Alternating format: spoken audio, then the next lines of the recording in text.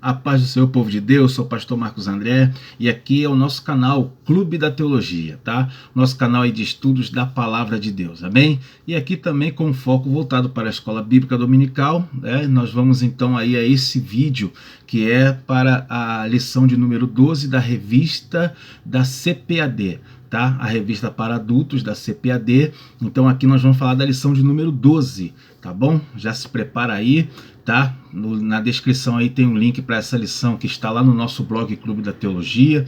Se você quiser, você pode abrir, né, lá no blog, você acompanha a lição. Quiser acompanhar também o nosso comentário, né, que nós fizemos lá no blog, tá bom? Então é vinculado aí ao nosso blog, o blog Clube da Teologia, e aqui nesse canal Clube da Teologia nós temos o vídeo para você acompanhar essa lição e aprender mais um pouquinho também, e ajuda você a preparar a sua aula, né? Vou deixar aí na descrição também o link para você acessar aí o site onde está vendendo nosso livro, o meu livro, né, O Maior Milagre de Jesus, tá? Para você que quiser adquirir, e também para você que quiser cooperar com esse canal, com essa obra, né? Aquela ajuda financeira que Deus te tocar, tá bom? Fique à vontade também, qualquer valor, tá? Isso aí fica o que Deus tocar no teu coração, tá bom? O link aí para a chave Pix está aí na descrição. Bom, então vamos lá essa lição, tá? Já vai deixando aí o teu like aí pra gente, para poder ajudar também o canal, a divulgação do vídeo, né? E se inscreve aí no nosso canal. Deus abençoe a tua vida. Vamos lá? A lição de número 12 da revista da editora da CPAD, revista de adultos. Essa aula para ser ministrada em 20 de março. Tá? E o tema dessa aula é: as epístolas instruem e formam os cristãos. Amém? Esse aí é o tema. Então vamos aí já nessa introdução. A introdução eu coloquei aqui que o foco do professor ele vai continuar na mesma batida aí que ele vinha, né, ministrando aí durante esse trimestre. Então é para falar dos evangelhos, das cartas, dos livros da Bíblia, e ali o professor agora vai falar das epístolas. Então você vai preparar sua aula e vai ficar focado nas epístolas, que são as cartas, né? As cartas que Paulo escreve, tá? Para as igrejas, e as cartas também que os outros apóstolos escreveram, tá? Também chamada aí de cartas, epístolas gerais, tá bom? Vamos continuando aí, né? A lição, nessa introdução, temos aí separei essa parte que diz assim, ó: as 13 escritas por Paulo são denominadas de paulinas, tá? Então lembrando aí, né, aquelas cartas que são 13 cartas que Paulo escreve, tem essa denominação de cartas paulinas, tá? As cartas mencionadas aqui, principalmente por Paulo, são as que deram origem à doutrina na igreja, tá? Então lembrando que a igreja lá no começo do ministério, né, da igreja primitiva, ela não tinha ainda os evangelhos. Então não estava escrito ainda o evangelho de Mateus, Marcos, Lucas, João. Então não tinha ainda no Novo Testamento. Então a doutrina ela vai se formar a partir dessas cartas, as cartas que Paulo escreveu, principalmente as que Paulo escreveu, e também as cartas, né, as epístolas gerais, tá? Então vai começar ali as doutrinas, né, da igreja. Aí depois é que vai ser escrito os evangelhos. Bom, vamos aí para o tópico 1, como as epístolas paulinas nos instruem. No tópico 1, aqui no subtópico 1 desse tópico, o tema é instruções salvíficas. Aí separei a parte que diz assim, ó: aos romanos destaca-se que o justo viverá pela fé. Aqui Romanos 1,17. Então a partir daqui a gente vai ver, né, que o comentarista ele vai passar sobre cada epístola de Paulo, aí, começando pelas paulinas, né, ele vai passar assim, o tema central de cada uma, né, o que realmente importa ali, né, qual é o assunto central, e aí você pode usar isso aí, né, para incrementar a lição. E aí o que você vai fazer? Você tem isso aí, mas cada carta ela tem assim, aqueles versículos que são famosos nela, né? Então a gente vai falar de alguns aqui, e aí é importante para você acrescentar a aula, né? Para despertar no aluno o interesse até de ler a carta, tá? Faz aí, é como você fazer uma boa propaganda da Bíblia para a sua classe ficar com vontade de ler a carta, né? Então, separei essa aí, ó. Os Romanos destaca-se que o justo viverá pela fé. Então, sobre isso aí eu escrevi o seguinte: a carta aos Romanos aprofunda a nossa visão e conhecimento sobre a fé e a graça, trazendo conceitos mais profundos a respeito da salvação, né? A respeito de salvação. Tá? Então aí a carta aos Romanos ela foi considerada por muitos, aí por Martinho Lutero, né? E por alguns outros estudiosos, como o evangelho perfeito, né? Os temas são muito profundos. A gente vai ver já no começo de Romanos, né? Temas extremamente profundos sobre a fé, a graça, tá? A gente já vê, até coloquei isso aí, né? Já menciono isso aqui de cara. O primeiro capítulo ele já dá algo sobre a salvação ali tremendo, né?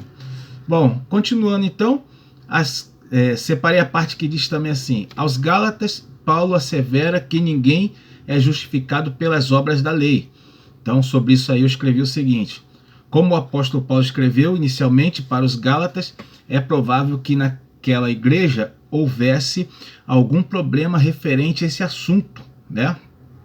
Que é o assunto sobre as obras da lei, tá? Naquela época, naquele período, havia muitas discussões sobre isso, tá? Porque os judaizantes, eles defendiam muito isso, que era preciso, né, a demonstração no estereótipo, né, com as obras, né, e tudo mais. Então o apóstolo Paulo ele vai esclarecer sobre isso daí, por que não é bem assim, né? A salvação é pela graça, né? E sabemos, claro, que a obra é importante, né? Senão não haveria, né, igrejas hoje, por exemplo, porque os crentes fizeram a obra de Deus, né? Bom, então continuando, é interessante também falar de Gálatas 5:22, que é um dos versículos de Gálatas mais impressionantes, né, mais famosos, que fala sobre as obras da carne e o fruto do Espírito, né, essa passagem aí.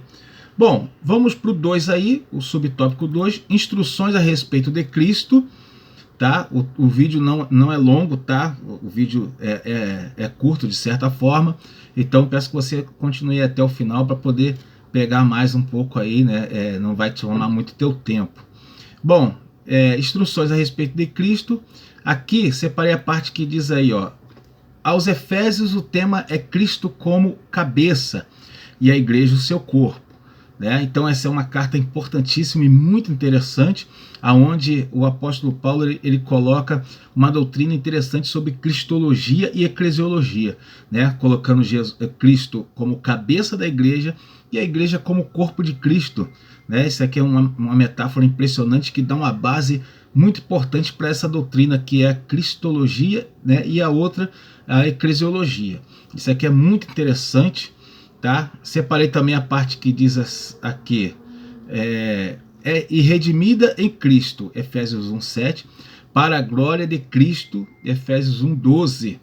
Tá? Então isso aqui fala sobre isso. Eu escrevo o seguinte: a fim de alcançar uma aplicação prática desse conhecimento para a igreja, o apóstolo Paulo usou uma das mais lindas metáforas que mostra a ação do Espírito Santo, né, que é a armadura de Deus. A gente vai ter isso aí lá em Efésios 6, entre o 10 e o 18, né, versículo 10 a 18, vai falar sobre a armadura de Deus, que é uma aplicação, demonstração de uma aplicação prática sobre o conhecimento, né, sobre as obras espirituais. É tremenda a metáfora que o apóstolo Paulo usou, ela chega a ser uma poesia, né, muito linda, e vale a pena até reler aí com a classe. Amém? O subtópico 3, o tema é instruções sobre as últimas coisas.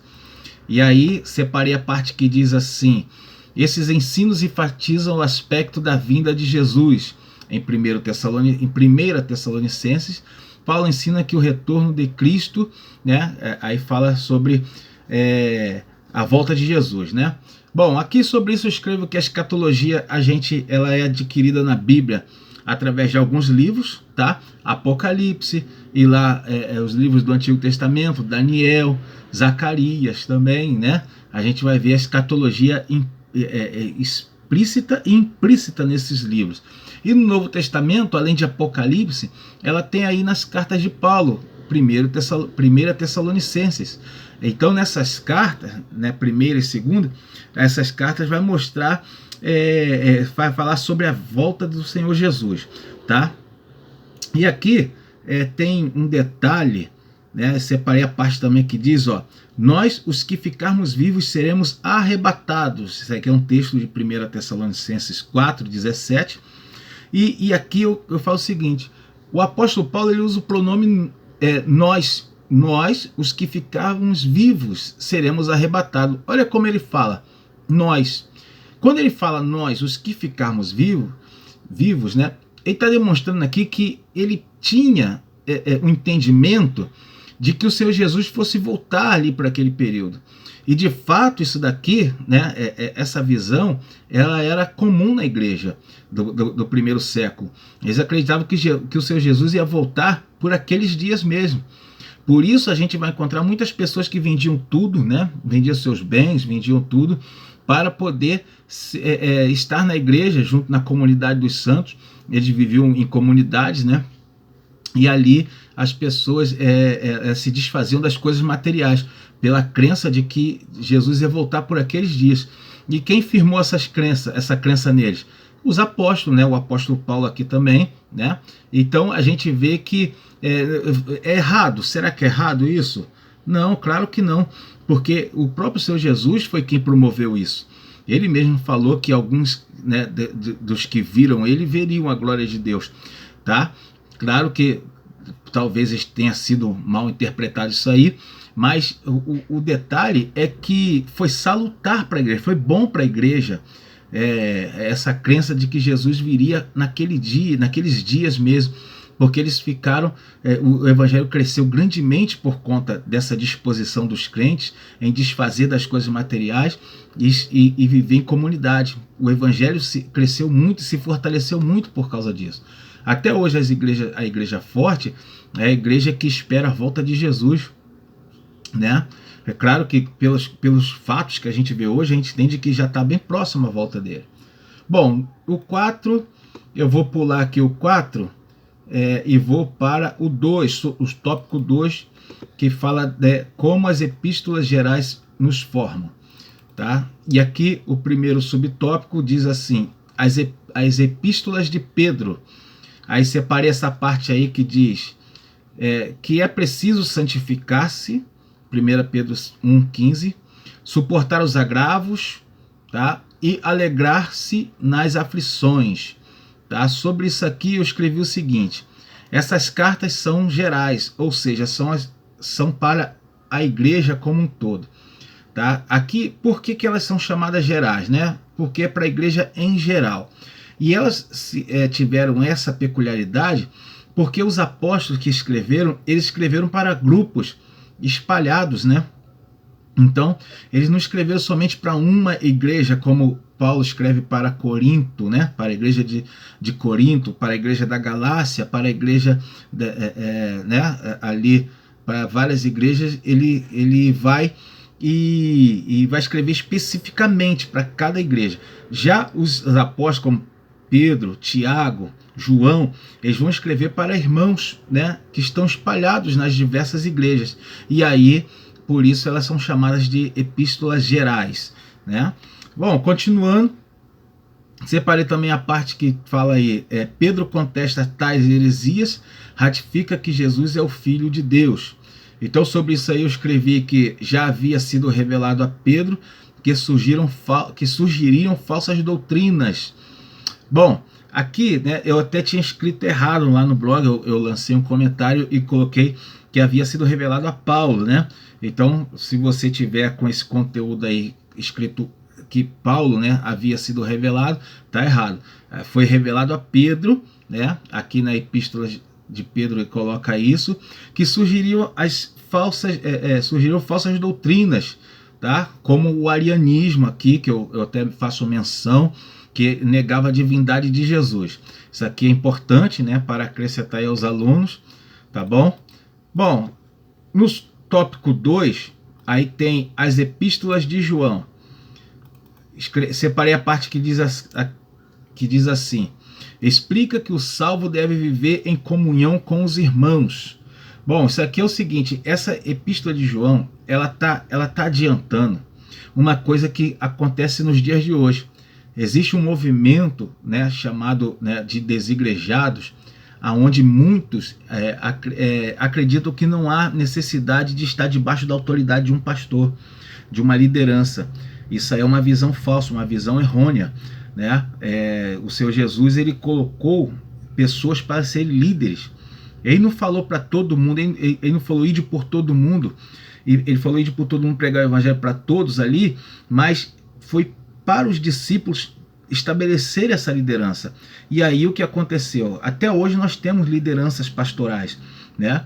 Só que alguns eles acham que Jesus não tinha intenção de criar, né, de edificar uma igreja, tá? A gente tem vários argumentos para isso, mas isso aí está fora de questão.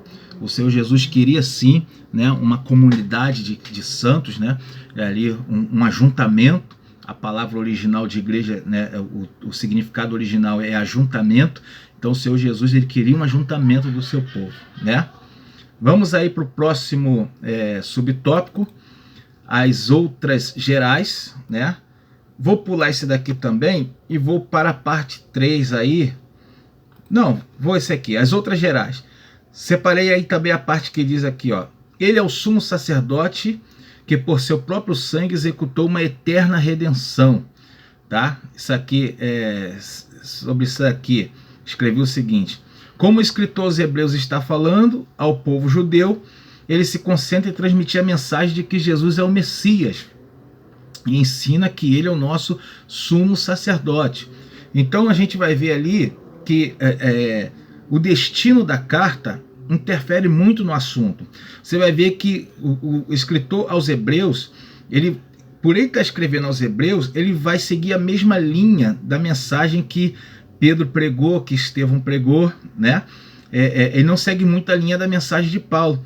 Por isso que antes acreditava-se que a carta aos Hebreus tinha sido escrita por Paulo, mas na verdade, depois de um estudo minucioso no conteúdo da carta, viu-se que não tem muito a ver com Paulo, o que Paulo fala. Então a carta aos Hebreus, por ela ter sido direcionada aos Hebreus, ela vai apresentar Jesus como o Messias, tá? Como o Messias prometido lá no Antigo Testamento. Só que ela vai apresentar numa nova forma agora. Ele como o nosso sumo sacerdote, o sumo sacerdote da igreja, né? Então numa linguagem que os hebreus entendiam, né? A linguagem do sumo sacerdócio, e aí passando, né, a visão correta de quem é o Senhor Jesus. Tremendo, né, esse estudo sobre aos hebreus aí. Bom, vamos para o tópico 3. O tema é as epístolas continuam a falar. Aqui vai falar de algumas doutrinas, né, que as epístolas tratam, e eu vou tratar de duas aqui, né? Pelo menos pulo o subtópico 1, vou para o subtópico 2. E aqui fala da doutrina da santificação. A doutrina da santificação, separei a parte que diz assim, ó: a doutrina da santificação implica uma vida separada do pecado, né? E aí sobre isso eu escrevi o seguinte: essa doutrina é um pouco mais complexa do que se pensa, pois não é somente separar-se do pecado, tá? Então aqui a ideia é o seguinte, né? Você pode ensinar isso para os seus alunos, que é muito interessante. A santificação não significa só separação. Ela é mais profunda, né? Ela é separar-se do pecado, mas você estando ainda vivendo em meio ao pecado. Essa é a ideia. Olha o que o Senhor Jesus fala lá em João 17,15. O Senhor Jesus fala assim: Pai, peço que não os tire do mundo, mas livrai-os do mal. Então o Senhor Jesus, orando pelos discípulos, ele falou isso, que Deus não os tirasse do mundo, mas que livrasse eles do mal. Então nós temos que, estando no meio do mundo, precisamos estar separado do pecado, né?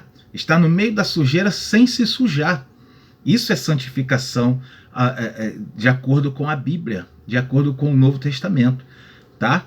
Não é somente separar-se do mundo, senão você ficava um ano, né, em jejum lá no monte e você estava santo, mas não é bem assim que Deus quer, né? Bom, no tópico 2, no subtópico 2, fala a doutrina da glorificação. Bom, e aqui eu separei a parte que diz aqui, ó, a medida da estatura de Cristo, Efésios 4:13. Sobre isso eu escrevo o seguinte: o ser humano, ao final de sua trajetória, irá se apresentar diante da face do Senhor, e ninguém poderá estar diante de Deus sem estar com o corpo glorificado, né? Então a doutrina da glorificação, ela fala disso, né?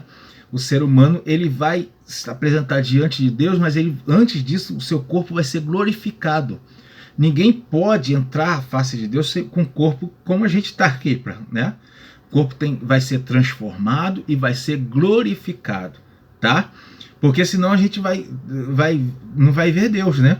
Porque o próprio Senhor Jesus, que subiu até o trono, está sentado à destra do Senhor, quando ele vem falar com Paulo, você vê que Paulo viveu uma luz, ele não vê o Senhor Jesus, ele vê uma luz e uma voz.